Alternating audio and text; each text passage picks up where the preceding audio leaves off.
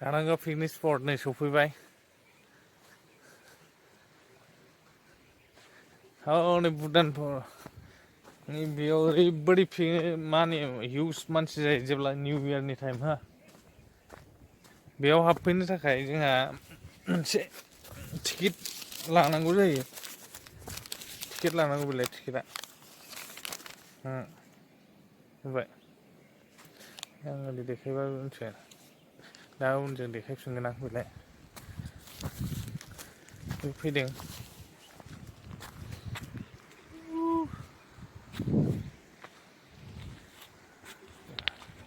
हाजो दै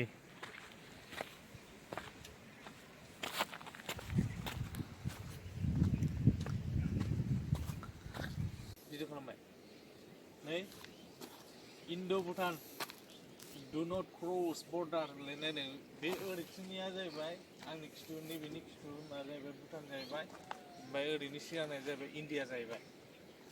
दा आङो नैबे पिकनिक स्पटनि सोमोन्दै आं नोंसोरनो दा खोन्थालांबाय थागोन। नोंथांमोना आंनि चेनेलाव गोदानब्ला अन्नानै चेनेलखौ साबस्क्राइब खालाम आरो लाइक खालाम बेनि उनाव बेल बटनखौ टिपायनानै हो जाहाथे आं नोंसोरनो गोदान गोदान भिडिअ एक्सप्लर खालामनो हायो। स' नैबेनो टिकेटआ 150 थाखा लादों कारजों फैदोंमोन जोङो 6 जन नुदोंना टिकेटखौ नुबाय दा खोन्थालांसै ओरै देखायहर एसे देखायहर बेनो गासिबो ओरै भुटान बेयाव बिराद माबा फैयो जाहैबाय आरोना जोंना गनेश होयो ओरैनो मैदेर होनो जोङो बे फैयो मैदेर होनबा फैयो नो गोदोनि फोथायनाय दङ जोङो बाबु होननानैसो बुंनांगोन सरि मैदेर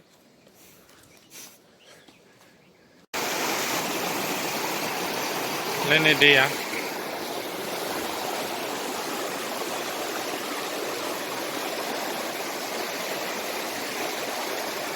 दैया खमथारलै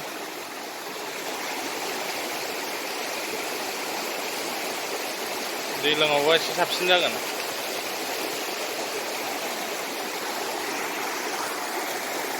दै खाथियाव फैनायखाय माबाखौ खोनालाया अन्थाइनि बमा होनाया खोनाया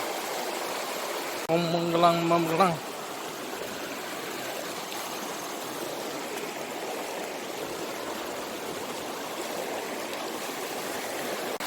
हराव बिराद ना मोनोब्रा बेयाव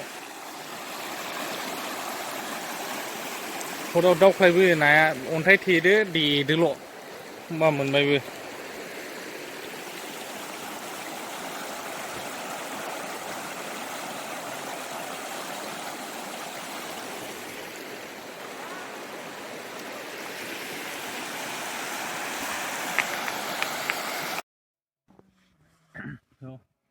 नोंथांमोना जुदि आंनि भिडिअ'आव गोदानब्ला अन्नानै साबस्क्राइब खालाम बेल बटनखौ थुनानै होनो दाबाव बेजों लोगोसे लाइक आरो शेयार खालामनो मालाबाबो दाबाव।